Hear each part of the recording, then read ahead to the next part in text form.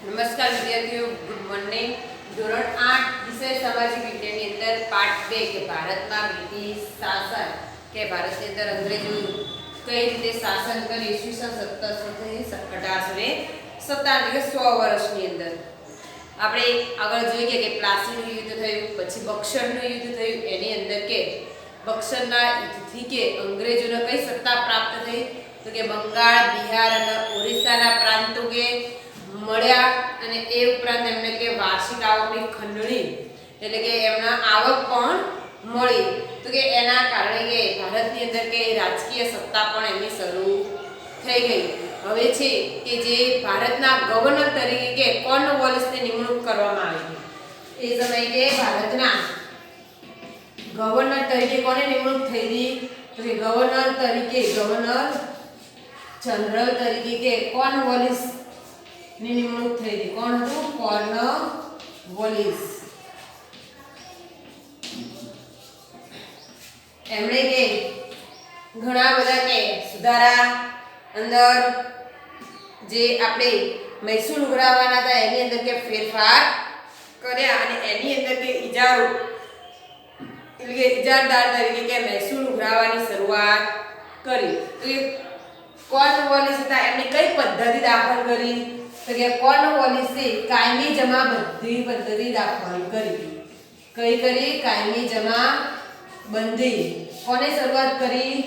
કોર્નવોલિસે. ખાસ ધ્યાન રાખજો, પૂછાશે કે લોર્ડ ગવર્નર જનરલ કોર્નવોલિસે કઈ પદ્ધતિ દાખલ કરી તો કે કાયમી જમાબંધી. ક્યારે? ઈસવીસન 1793 માં. ક્યારે કરી? ઈસવીસન 1793 ની અંદર કે ભારતની અંદર કાયમી જમાબંધી પદ્ધતિ દાખલ કરી. હવે આ પદ્ધતિના નિયમો શું હતા તો કે જમીનદારે જમીનના અને જમીન મહેસૂલના હક આપવામાં આવ્યા હતા. આ પદ્ધતિના નિયમો શું હતા તો કે જમીનદારે કે જમીન અને જમીન મહેસૂલના હક આપવામાં આવ્યા હતા. તેમણે સરકારના એક એજન્ટ તરીકે કાર્ય કરવાનું હતું. જે જમીનદાર હતા એ જમીનદારને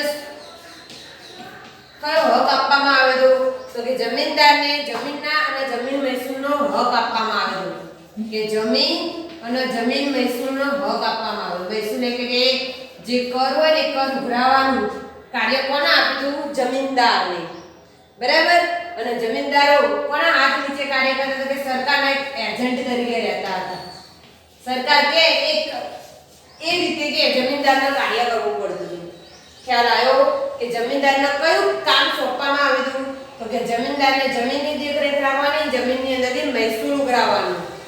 ખેડૂતો પાસેથી કે જમીન મહેસૂલ ઉઘરાવવાનું અને કે જે જમીનદાર સરકારના એજન્ટ તરીકે કાર્ય કરતા હતા કે એમણે સરકાર જે રીતે કે કોર્નવોલિસના જેવા નિયમો હોય એ પ્રમાણે કે જમીનદાર કાર્ય કરતો હતો. બીજો નિયમ હતો કે જમીનદારે જમીનનો મહેસૂલ ના 9 ભાગ સરકારને જમા કરાવવાનો અને 10મો ભાગ મહેનતાણા તરીકે કે રાખવાનો હતો. હવે જે જમીનદાર હતો એ જમીનદારને કયો બીજો હક આપ્યો તો કે જમીનદારને જે મહેસૂલ આવતું હતું, જમીન મહેસૂલનો જે 9મો ભાગ હતો, 9મો ભાગ કોને આપવામાં આવતો હતો? સરકારને. અને એક ભાગ કોણ રાખતું હતું તો કે જમીનદાર. કોણ રાખતું હતું? જમીનદાર. કે એનો મહેનતાણા તરીકે રાખવાનો હતો કે એને મહેનત કરીને જમીન ઉઘરાવવાનું, મહેનતાણા તરીકે એને રાખવાનો હતો. બરાબર. કાયમી જમાબંધી પદ્ધતિ હતી.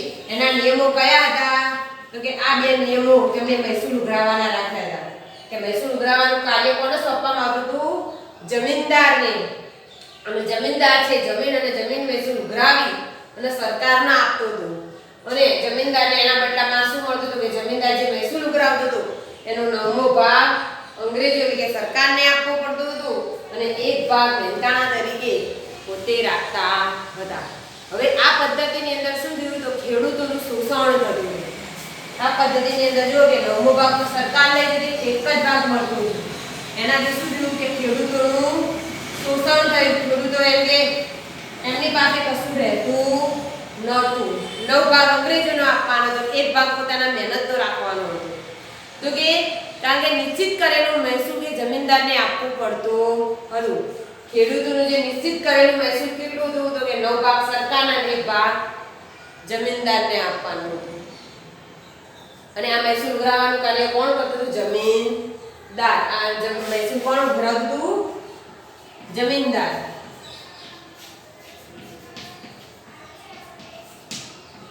અને આ કાર્યથી કે ખેડૂતોનું શોષણ થતું હતું અને જમીનદાર તેના ઉપર જુલમ કરીને પણ મહેસૂલ કે વસૂલ કરતા હતા. જમીનદાર છે એ જમીન મહેસૂલ ઉઘરાવવાનું કાર્ય સોંપવામાં આવતું હતું. તેથી જમીનદાર શું કરતા હતા તો ખેડૂતોની અંદર કે જુલમ કરી અને કે મહેસૂલ લેવામાં આવતું હતું. અને જમીનદારને કે દર વર્ષે નિશ્ચિત કરેલી કરાર મુજબ રકમ કે સરકારમાં જમા કરાવવી પડતી. હવે જો જમીનદાર જબરજસ્તી કર ન ઉઘરાવે તો જમીનદારને પણ દર વર્ષે એમને નિશ્ચિત કરાર કરેલો હોય. જમીનદાર સાથે કે સરકારે કરાર કર્યો હતો કે અમુક વર્ષની નિશ્ચિત કે ભાઈ તાર વર્ષની અંદર મહેસૂલ આવે કે ના આવે, પણ ધારો કે 10,000 કરે, ભાઈ આખા વર્ષના તાર 10,000 આપવાના એટલે આપવાના. તું તારી પાસેથી ખેડૂતો પાસેથી તને મળે કે ન મળે, બરાબર? તો એ તાર જમીનદાર પાસેથી કે નિશ્ચિત કરાર મુજબ રકમ સરકારની અંદર જમા કરાવવી પડતી જમીનદારને. અને જમીનદાર શું કરતો હતો કે ખેડૂતોને અહીંયા જબરજસ્તી કર વસૂલ કરતો હતો. જો કે શરૂઆતની અંદર જમીનદારો થોડું સહન કરી અને નક્કી કર્યા મુજબ જમીન કે મહેસૂલ આપવું પડ્યું. અને જે મહેસૂલ ના ભરી શકતા હતા એ જમીનો શું કરવી પડી? પછી જપ્ત કરવી પડી. હવે જમીનદારોને શું કરવું પડ્યું? કારણ કે જમીનદારો ઉપર એક પ્રેશર હતું એટલે જમીનદારો શું કરતા હતા કે જ્યાં સુધી એમ કે કર ઉઘરાવો પડતું હતું, કરથી ચાલતું હતું ત્યાં સુધી તો ચલાવી લીધું કે ખેડૂતોને જુલમ કરીને એમ કે એમના ઉપરથી કર લેવામાં આવ્યું. પણ અમુક ખેડૂતો હતા હવે કર જ નતા ભરી શકતા, એમના જોડે કર ભરવા કશું હતું જ નહીં. એટલે શું કરતા હતા જમીનદારો? જમીન લેવા માંડ્યા. આ જમીનદારો હતા એમને મહેસૂલ ન મળતા એ શું કરવા માંડ્યા? ખેડૂતોની જમીન લેવા માંડ્યા. ખ્યાલ આવ્યો કે એમને ખેડૂતોની જમીન લઈ અને એ જમીન કે પાછળથી જમીનદારોને જમીન ખરીદવાની. હવે આ જમીન લીધી એટલે જમીન કોના પાસે રહી? તો કે જમીન જમીનદારો પાસે રહી. હતી કોની? ખેડૂતોની. પણ ખેડૂતો કર ભરી શક્યા નહીં. તેથી એ જમીન કે જમીનદારો પાસે રહી અને સરકારે કે આ રીતે કર નક્કી કરવાનું નક્કી કર્યું. પણ સરકારે કે ખેડૂતોની અંદર કોઈ સુધારા વધારા કર્યા નહીં કે એમના વિકાસની અંદર એમને કોઈ રસ જ હતો નહીં. પરિણામે શું થયું કે બંગાળના ખેડૂતો પણ વિદ્રોહ થયા કે જે ખેડૂતો હતા એ પણ વિરોધ કરવા લાગ્યા. અને જે અન્ન ભંડાર તરીકે કે ઓળખાતું બંગાળ હતું એ પણ શું બની ગયું? કંગાળ. પૂછાય કે અન્ન ભંડાર તરીકે કયું રાજ્ય ઓળખાતું હતું? તો અન્ન ભંડાર તરીકે બંગાળ રાજ્ય હતો. બંગાળ પ્રાંત હતો. કયો પ્રાંત હતો? બંગાળ રાજ્ય હોય કે પ્રાંત. ખ્યાલ આવ્યો? પૂછાય કે અન્ન ભંડાર તરીકે કયું રાજ્ય હતું? તો બંગાળ. તો કે એ બંગાળ પણ કેવું બની ગયું? કંગાળ બની ગયું. કેવું બની ગયું? કંગાળ.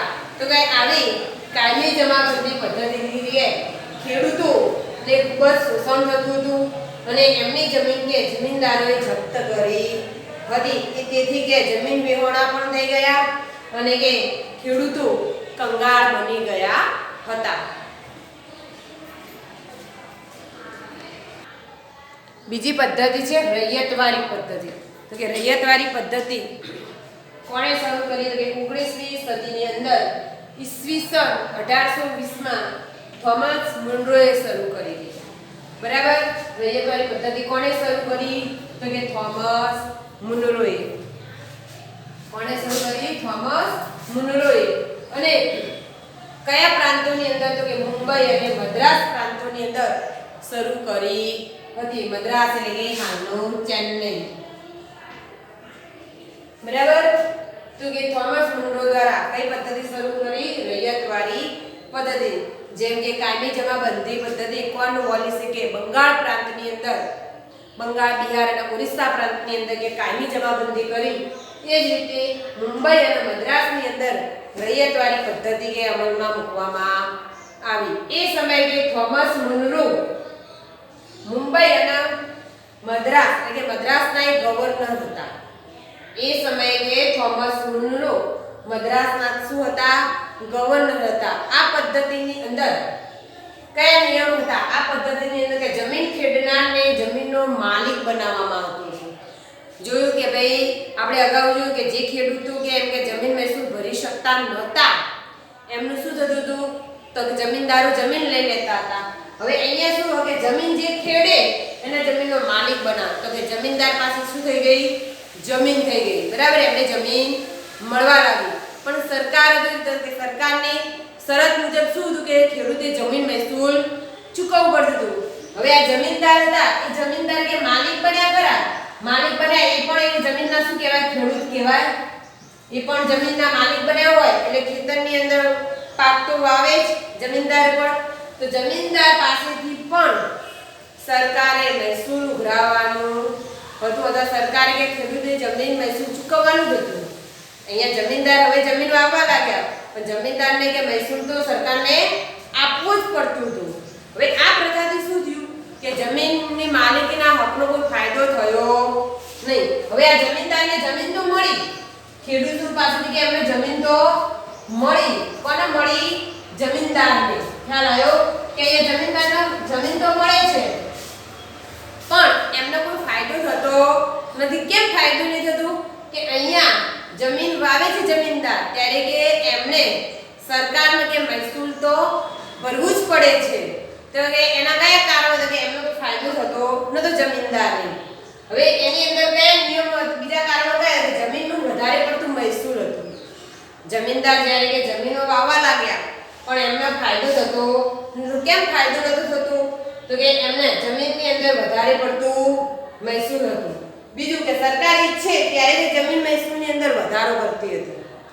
જમીનદારને જમીન તો મળી પરંતુ કે એમના કયા કારણો હતા કે એમને ફાયદો ન થયો?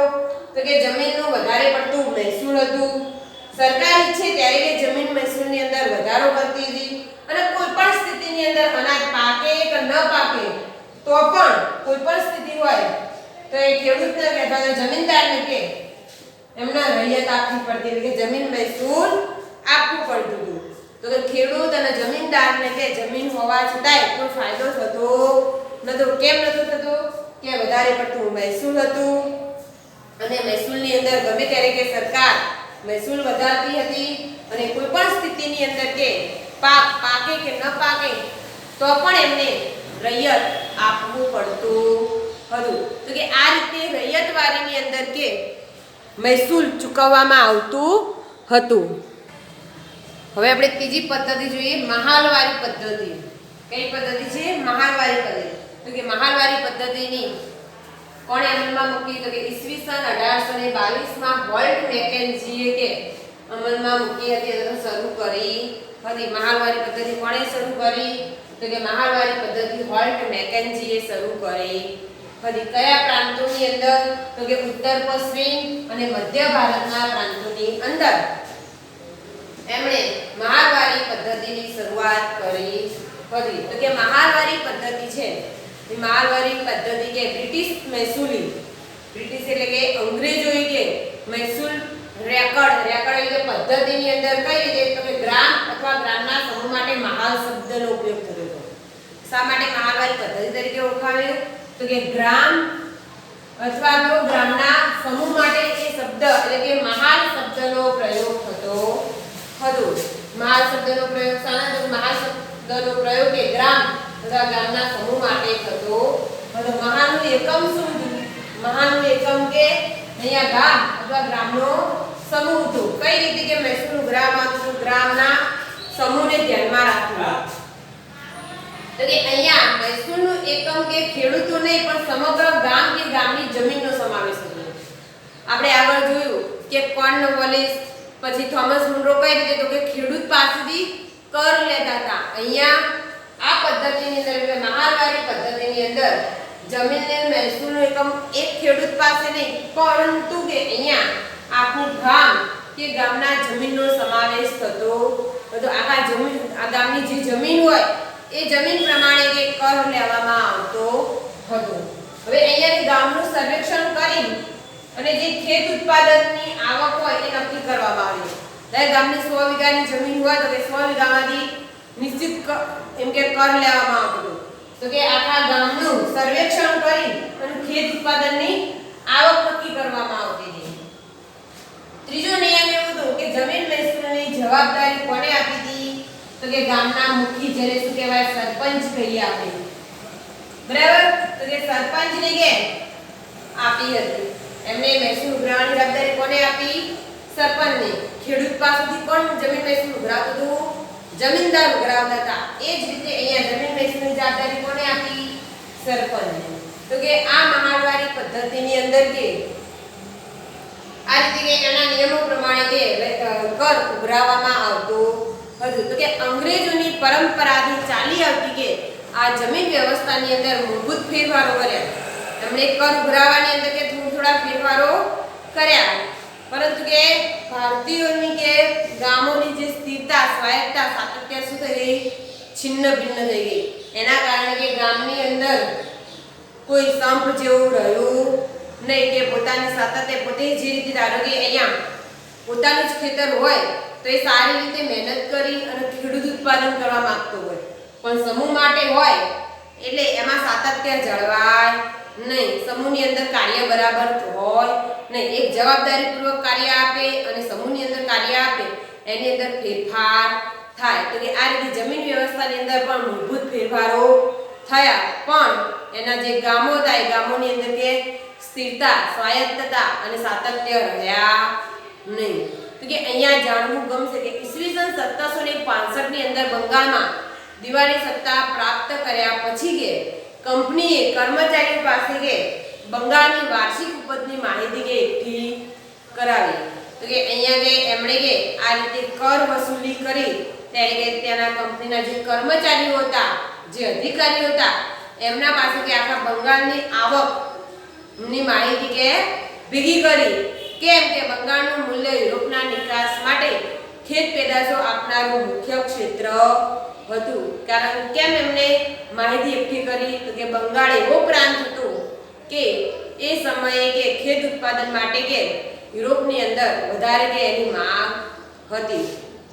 તો કે આપણે જોઈએ કે ભારતની અંદર પણ આ રીતે ખેડૂતો ઉપર કર ઉઘરાવી અને જબરજસ્તી કે પાકનું ઉત્પન્ન કરાવી અને કર ઉઘરાવવામાં આવતો હતો. નેક્સ્ટ પેરેગ્રાફની આપણે ચર્ચા બીજા પીરિયડની અંદર કરીશું.